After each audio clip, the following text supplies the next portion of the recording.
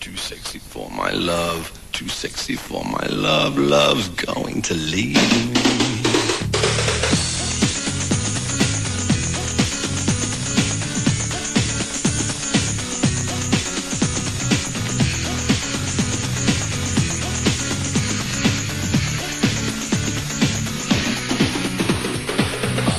La primera parte del desayuno es una presentación de Dermagloss Solar. Con Dermagloss, viví el sol.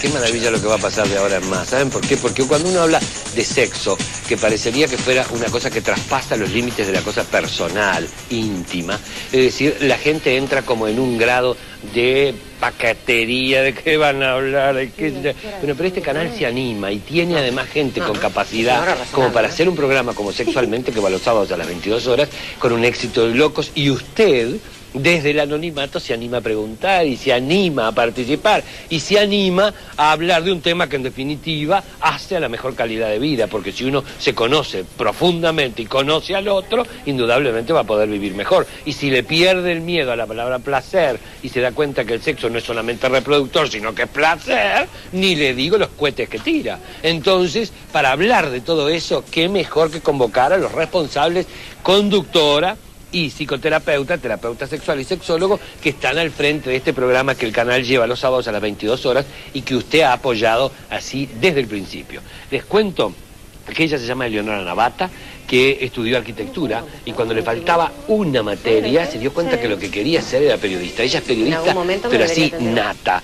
Comenzó a trabajar en el 2002 en Generación Fútbol, en Radio Sport, en la 890. En el 2004, bueno, ahí la tuve de compañera en Sarandí, nos cruzábamos y íbamos y veníamos, donde trabajó en Las Cosas en su sitio y además en Tenemos que hablar, hasta febrero del 2005. Y ahora está casadita, tiene 2 nenes, una nena de 4 meses que es una de las bebitas más divinas que yo he visto en los últimos tiempos. Bueno, y es la conductora. Y acá tenemos a Rubén Campero, que fue sexólogo de un programa.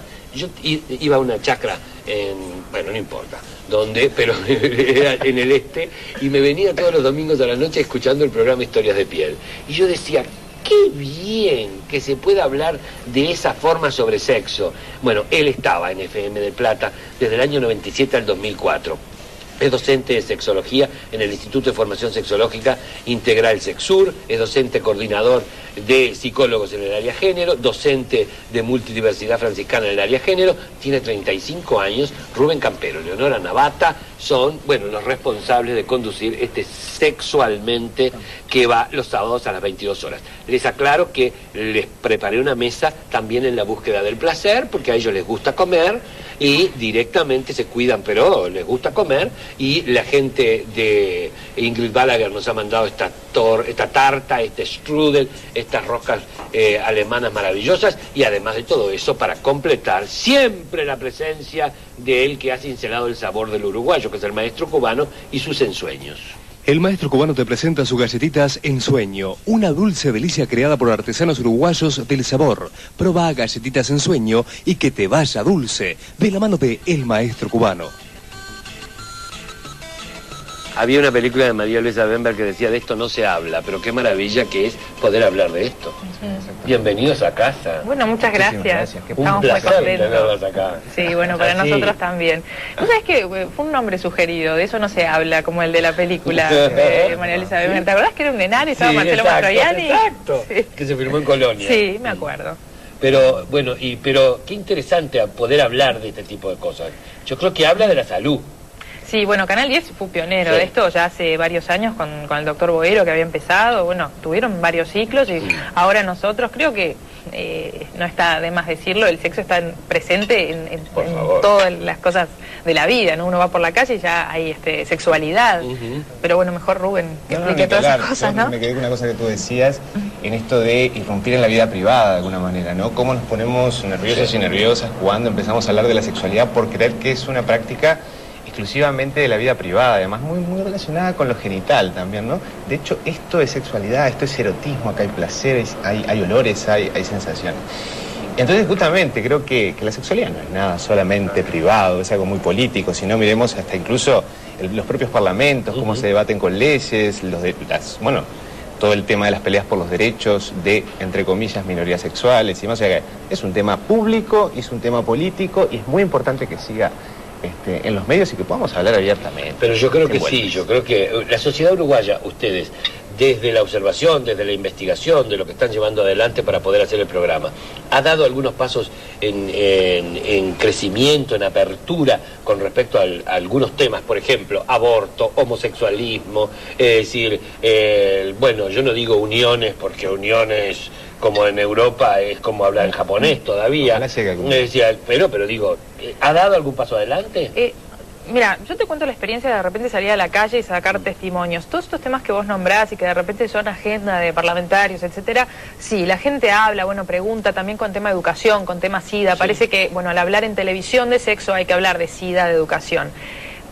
Y entonces cuando vas a hacer una encuesta callejera, bueno, ¿de qué querés hablar en un programa de sexo? Te dicen educación, SIDA, uso de preservativo, etcétera. Bueno, esos temas los tocamos. Pero también te dicen sexo anal, fantasías, lencería erótica, sadomasoquismo. Te hablan de otras cosas y te dicen, pero no vayas a mencionar mi nombre, pero no quiero salir en cámara. Entonces hay un montón de temas que no son de repente los temas Sí, más comunes. Claro, que no son los temas más comunes que se está permitido hablar, son los que teóricamente no está permitido hablar, pero la gente quiere que le hables. Entonces de repente te mandan mail y te das cuenta que es una casilla inventada, que es una casilla anónima que tienen para, bueno, desde ahí poder comunicarse y que no se sepa quién es. Entonces te preguntan y te dicen, no menciones mi nombre, o bueno, en el contestador automático te dejan la llamada y te dicen, no te dejan nombre, y hablan de estas cosas que, bueno, que de repente no son las más públicas. Pero entonces, Eleonora, se da un poco lo que se manifestaba. Es decir, de sexo se habla, pero todavía muy en privado para los uruguayos. Sí. Hacerlo público nos cuesta. Es más, hablabas de educación sexual.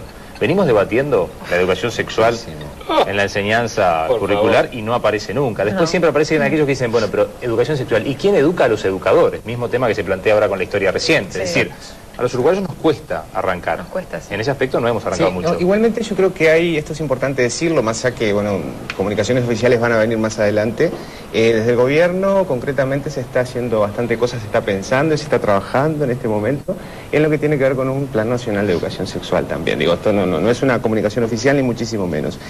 Creo que también a nivel parlamentario hay movimiento en este sentido. Nos cuesta porque somos uruguayos y uruguayas. ¿Y esto qué quiere decir?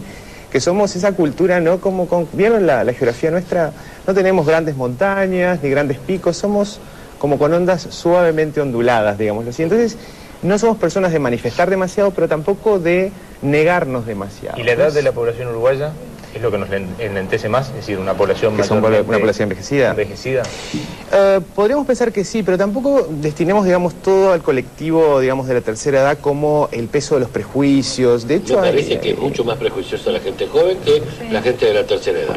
Sí, yo creo que a esta altura me asombra eso. Nosotros recibimos muchísimas llamadas de gente de 60, 70, 75 años preguntando cosas de sexualidad, no dando línea, ay, no pueden hablar de esto. No, preguntando, ¿puedo masturbarme? Tengo 75 años, ¿me hará mal el corazón si me masturbo? Ese tipo de preguntas recibíamos nosotros. Y la verdad que súper bienvenidas, porque está bien que la gente grande pueda hablar de esto. Porque el ser grande no significa que no tenga sexo, claro, que no tenga sexualidad, además. Pero una cosa que me parece bien importante, ¿no? Y un poco Eleonora lo sugería, y es esta cosa que cuando se plantea un espacio para poder hablar de sexualidad, la gente lo aprovecha. Lo aprovecha a veces es un doble discurso, ¿no? En esto de, bueno, a escondidas me animo a preguntar cosas o a decir cosas que quizá en público no me animo a decir.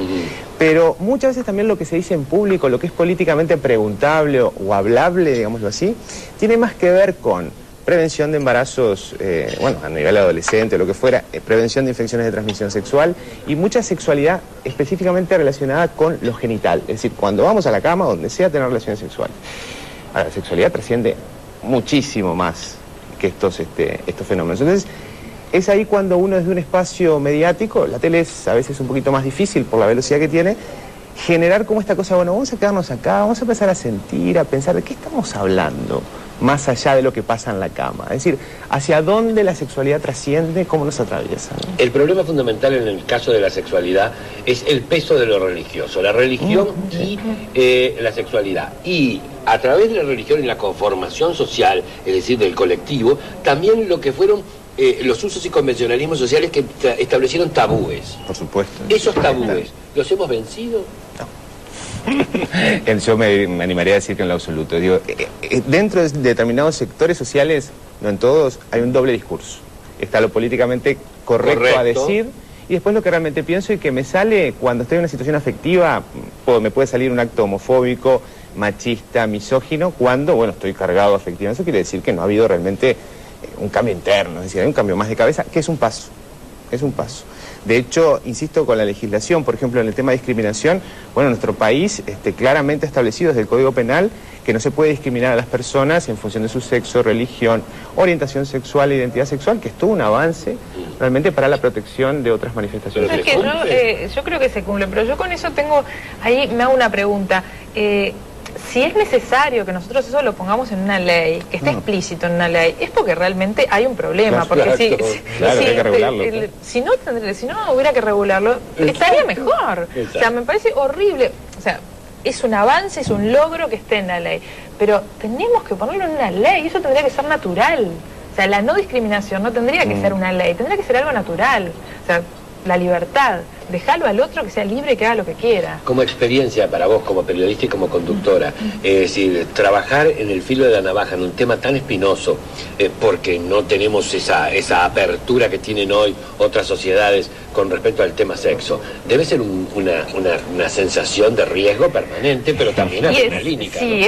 es mucha adrenalina. Estás ahí, bueno, ¿hasta dónde puedo decir y que no sea tomado? Porque tampoco nosotros podemos dar línea y emitir opinión. Exacto. Yo tengo mi opinión formada con respecto a muchísimas cosas, pero yo no puedo en el programa decir, bueno, esto es así, porque de última, la cara que se ve es la mía. Yo voy a decir, en Canal 10 dijeron, y no, y es mi opinión. Entonces yo a veces me muerdo la lengua antes de decir algunas cosas que a veces tendría ganas de decir. Porque además tú mismo lo planteabas, en este tema hay multiplicidad de opiniones. Si Totalmente. vos pones una como la norma, estás restringiendo a las otras. Claro, pero además, a mí me pasó, por ejemplo, porque yo hicimos unos micros históricos donde hablamos de historia de la sexualidad, hicimos 5 entregas y bueno, después algunos informes, y a veces yo decía, bueno, esta imagen, ¿la pongo o no la pongo? Porque de repente sí, bueno, después de las 10 de la noche podemos mostrar un par de pechos de mujer, hablando de sexualidad. Sí. Pero ¿qué pasa si mostramos un pene? ¿Podemos mostrar un pene? Y yo ahí me entraba la duda, ¿podremos mostrar un pene? Estamos hablando de sexualidad, sí, debemos poder, pero en televisión, viste, ahí aparecen los tabúes que Ahí siguen latentes, ¿no? ahí siguen los prejuicios, exactamente. Esta es una sociedad prejuiciosa, tan prejuiciosa que no me ha llegado ni un mensaje. Y a mí me tiene muy nervioso. Tan prejuiciosa que no puede ser que nadie se anime a hablar de sexo ni a preguntar. Así que usted tiene que llamar a través de los teléfonos que tiene siempre habilitados para que usted participe, porque esta es una casa de ventanas y puertas abiertas hasta con el sexo. Mire lo que le digo yo. Así que usted llame, comuníquese y nosotros acá, es decir, estamos esperando su participación, porque entre todos se forma una sociedad mucho más sana. Ella como comunicadora, él como sexólogo y nosotros como conductores, en este caso del programa, queremos que esta sociedad sea una sociedad mucho más sana, donde no haya tabúes, donde los usos y convencionalismos sociales no pesen tanto como para, de alguna forma, coartar el desarrollo de la personalidad de los seres humanos. Y que vivamos el sexo como una función meramente reproductora y no gozosa. A mí hay una cosa que, vos sabés que a veces yo digo, ¿cómo la gente pudo vivir tantos años de esa forma? Es que no sé si fueron tantos, ¿no? Nosotros creo que tenemos más o menos en la cabeza 2000 y algo de años de historia, es lo que más o menos realizamos, pero antes de eso hubo mucha gente, hubo mucha historia que seguro lo vivía distinto y bueno, no es lo que manejamos todos los días. Lo vivía distinto, los romanos lo vivían distinto, los griegos lo vivían distinto. Sí. Igualmente las relaciones, ahora que mencionabas lo que fue la civilización romana y demás, no vamos a hacer historia en este momento, pero somos, digamos, herederos y herederas un poco de la tradición grecolatina, en el sentido también de las lógicas de poder que establecen la sexualidad. Es decir, yo leí un libro hace muchos años que se llamaba Frente a un hombre armado, que justamente planteaba el amor como una relación de poder y el sexo lo mismo. Ahora volvemos, vamos a un corte, enseguidita volvemos. Estamos haciendo televisión con muchísimo gusto, tenemos a Leonora Navata y además a Campero acá para hablar de Sexualmente, que va los sábados a las 22 horas y estamos hablando de sexo. Usted participe, llame y enseguidita volvemos. Y para enviarnos sus mensajes en forma telefónica, hágalo a través del teléfono 410-2387. Reiteramos, 410-2387. O vía mail a conmuchogusto@dedicado.net.uy.